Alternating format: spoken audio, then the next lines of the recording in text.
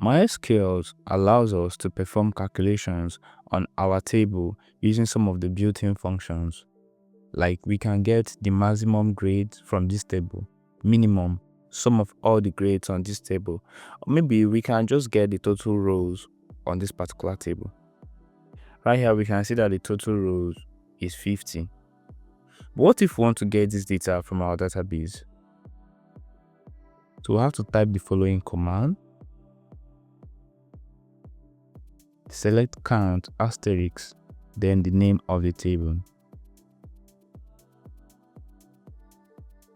When we run this query, this is going to show us the total number of rows on our table. This is very important when you want to get the total number of rows in a particular table on the database. We can also get the average grade from this particular table. So we can type the following query.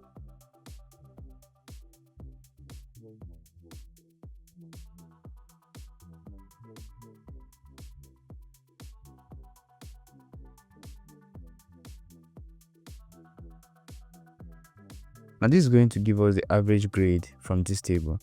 We can also calculate the minimum grade by simply changing the keyword average to minimum.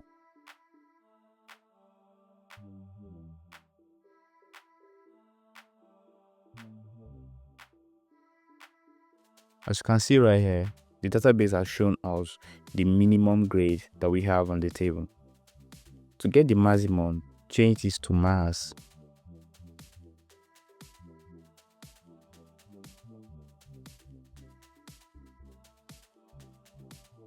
This is going to show us the maximum grade. Now what if we want to calculate the total sum of all the grades we have on this table? We can still do that within our database. Just use the keyword sum.